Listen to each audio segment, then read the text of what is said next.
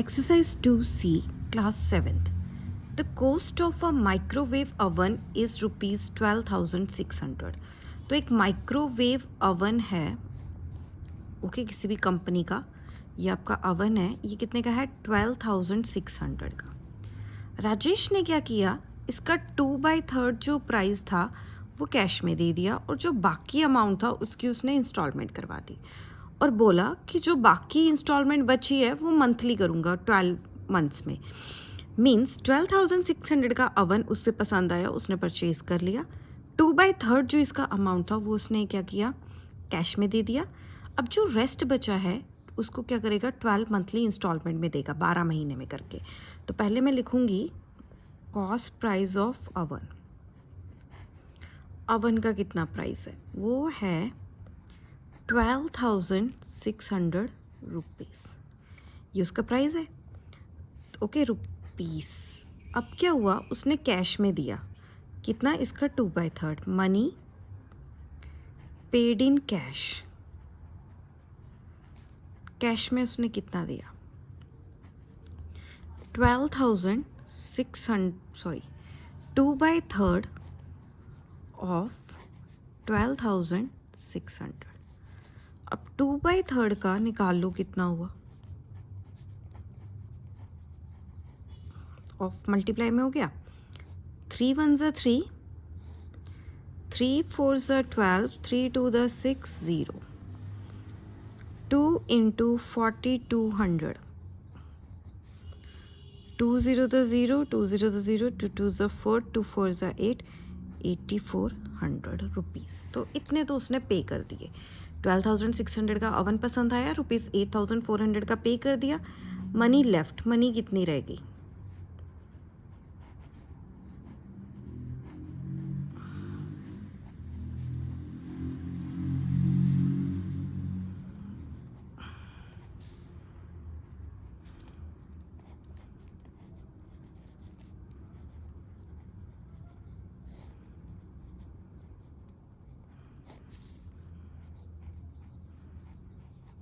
$4,200 बची। अब वो कह रहा है कि ये जो 4,200 है वो मैं डायरेक्ट नहीं दूंगा, आप इसकी इंस्टॉलमेंट कर दो, 12 मंथ्स में डिवाइड कर दो कि मुझे एक मंथ में कितनी देनी है। मतलब जो बाकी बचे हैं 4,200 वो अब इंस्टॉलमेंट में देगा, और इंस्टॉलमेंट करवाई है उसने 12 मंथ्स की, ठीक है। सो मनी पेड, उसे 12 महीने में 4,200 कवर करने हैं, इतने पे करने हैं। Money paid in 12 months, 12 months में वो कितनी पे करेगा, 4,200 12 मंथ्स में। एक साल की इंस्टॉलमेंट कराई है, रुपीज़ डालते रहना क्योंकि कुछ टीचर्स होते हैं वो मार्क्स काट लेते हैं। मनी पेड इन 1 मंथ, एक मंथ की कितनी पे करेगा, दैट इज़ रुपीज़ 4,200 ओवर 12। अब इसको डिवाइड कर लेते हैं, 4,200 ओवर 12, मैं 6 के टेबल से काट रही हूँ, 6 2 ज़ा 12, 6 6 ज़ा 36, 6 7 ज़ा 42, डबल ज़ीरोस, 2 1 ज़ा 2, 2 3 ज़ा 6, 2 5 ज़ा 10, 350। तो कितना पे करेगा वो, रुपीज़ 350 एक मंथ का। तो इस ढंग से वो 12 टाइम्स देगा। तो ये था question first. Question number 2, Aftab's monthly salary is rupees 25,000। सो एक लड़का है आफ्ताब जो कितना अर्न करता है, 25,000। देन उस 25,000 में से उसकी 1/5 क्या जाती है सैलरी, रेंट पे, रेंट देने में 1/5 चले जाती है। बाकी जो अमाउंट बची उसमें से 1/4 वो दे देता है अपने बच्चों की एजुकेशन के लिए, और 1/5 दे देता है फूड पे। तो बताओ कि उसका एक्सपेंडिचर कितना है, मंथली इनकम कितनी है। देखो पहले तो उसकी मंथली सैलरी कितनी है, 25,000। तो सबसे पहले मैं ये लिख लेती हूँ, monthly salary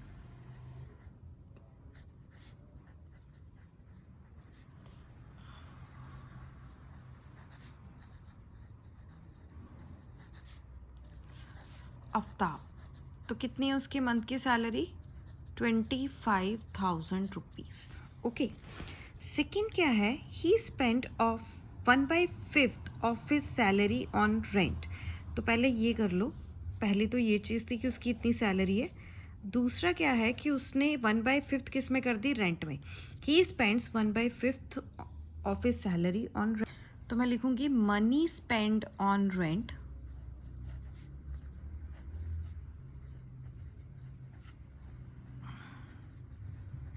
that is 1/5 of 25,000. That is 1/5 into 25,000. तो ये कितना बचा, 5 1 5, 5 25, that rupees 5,000 rupees. ओके, तो 5,000 उसने रेंट में दे दिए. देखो ये तो हो गया, पहले तो उसकी मंथली सैलरी 25,000 है. He spends 1/5 of salary on rent, ये रेंट पे भी हमने निकाल रही. ऑफ द रिमेनिंग अमाउंट मतलब बची हुई अमाउंट में से वो आगे स्पेंड कर रहा है. याद रखना रिमेनिंग अमाउंट, जो बची हुई अमाउंट है उसका आगे बता रखा है. तो सबसे पहले रिमेनिंग अमाउंट निकाल लो. 25,000 में से रेंट को निकालो, कितना बचा, उसके आगे जाएगा. जो 25,000 सैलरी है उसमें से उसने कितना स्पेंड किया हुआ है रेंट पे वो निकालेंगे, और रिमेनिंग अमाउंट देखते हैं कितनी है. तो मैं लिखूंगी remaining amount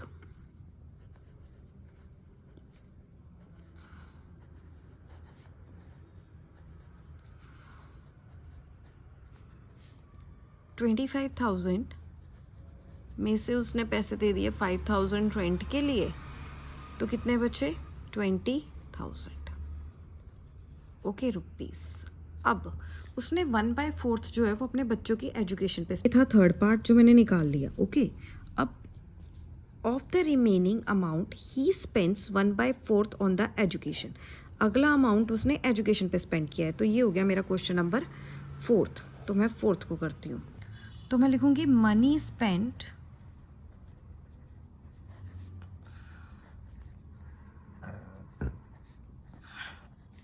on education. Education पे उसने कितनी लगाई है, एडुकेशन पे उसने लगाई है 1/4 ऑफ 20,000. सो 1/4 का आप निकालो 20,000, कितना बनता है, 4 1 4, 4 5 20, 5,000.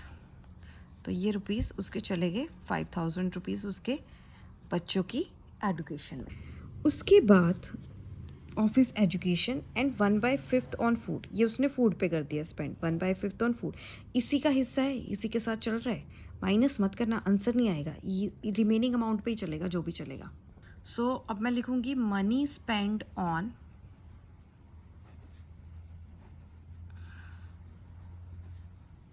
फूड. फूड पे कितनी है, 1/5 of 20,000. That is 1/5 into 20,000. That is 5 1 5, 5 4 20, 4,000. Okay, ये उसने उस पर स्पेंड कर दी.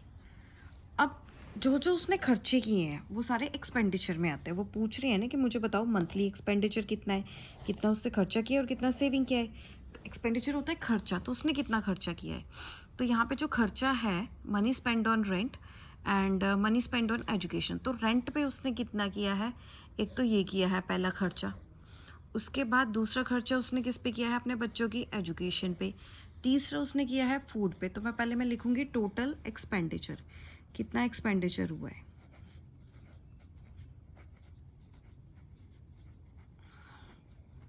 तो रेंट के लिए भी उसने अपने खुद से पैसे दिए हैं 5,000.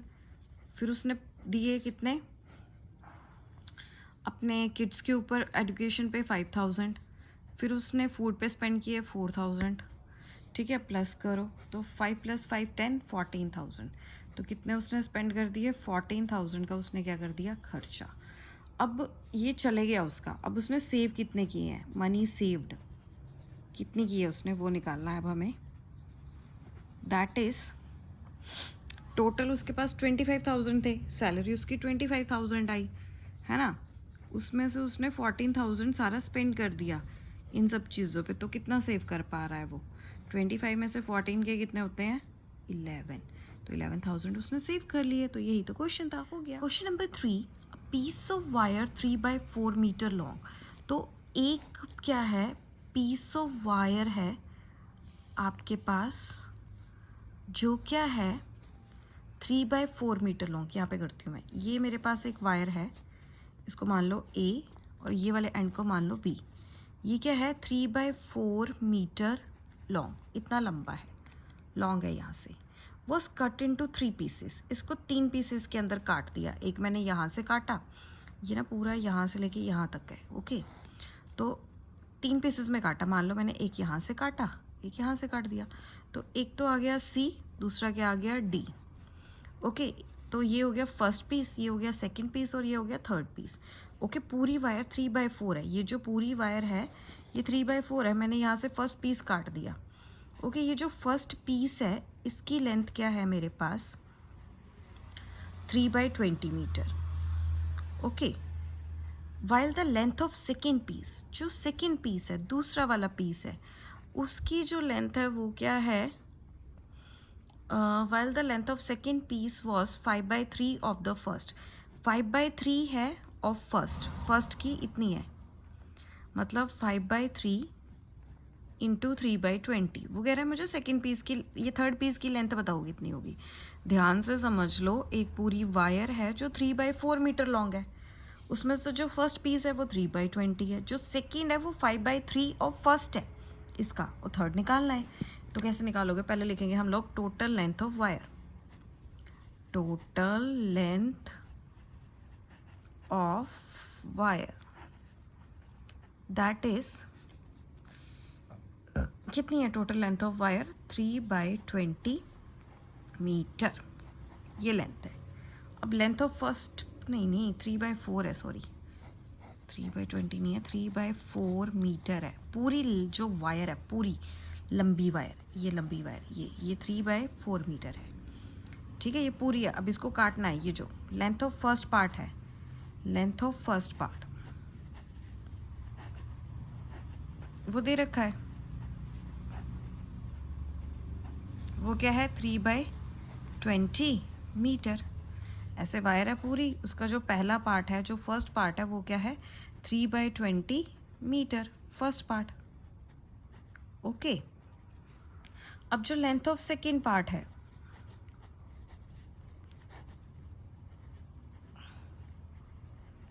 वो कितना है, अब सेकेंड पार्ट क्या है 5/3 ऑफ फर्स्ट, 5/3 किसका है फर्स्ट का, दैट इज 5/3 इंटू 3/20, ओके। अब इसको काट लो, 3 1 ज़ा 3 कट जाएगा ना, 5 1 ज़ा 5, 5 4 ज़ा 20, तो ये तो 1/4 आ गया, तो ये हो गया 1/4 मीटर। तो इस ढंग से है ये जो आपकी लंबी वायर है, ये जो फर्स्ट है ये क्या है 3/20 मीटर, जो सेकंड है वो 1/4 मीटर है, और थर्ड निकालना है। थर्ड कैसे निकालोगे, पूरे में से पूरा 3/4 है, उसमें से इन दोनों को प्लस करके इसमें से माइनस कर दो, आंसर आ जाएगा। तो थर्ड पार्ट कैसे निकालोगे, थर्ड पार्ट कैसे आएगा 3/4 में से माइनस कर लो 3/20 प्लस 1/4, ये वाले पार्ट को कर लो, या फिर ऐसे कर लो sum of first and second part दोनों का प्लस कितना आएगा, दैट इज 3/20 प्लस 1/4। अब इसका लेना पड़ेगा आपको एलसीएम, एलसीएम ऑफ 20 एंड 4 कितना होगा 20, है ना। अब 3/20 को मैं किससे मल्टीप्लाई करूं कि मेरे पास 20 आए, 1 इंटू 1, 3 1 ज़ा 3। 1/4 को मैं किससे मल्टीप्लाई करूं कि 20 आए, 5 से, ऊपर भी 5 से 5। अब इन दोनों को प्लस कर दो, 5 + 3, टोटल लेंथ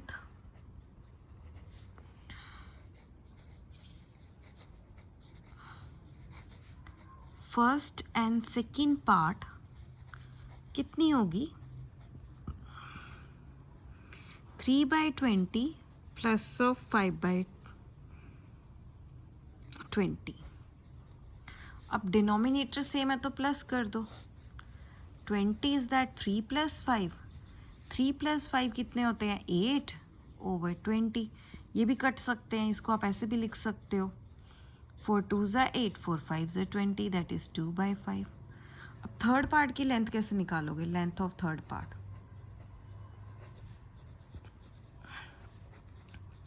इसको पता क्या करो, उसमें से माइनस कर लो। क्या है आपके पास, कौन सा है, 3/4 टोटल है, उसमें से माइनस कर लो ये वाला, तो ये हो गया।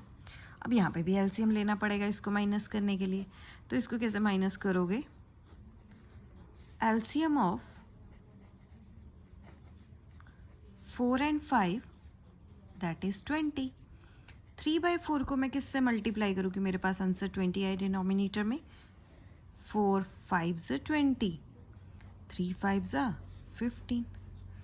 2/5 को आप कितने से मल्टीप्लाई करोगे कि आपके पास आंसर क्या आ जाए? 20। 5 4 = 20, 2 4 = 8।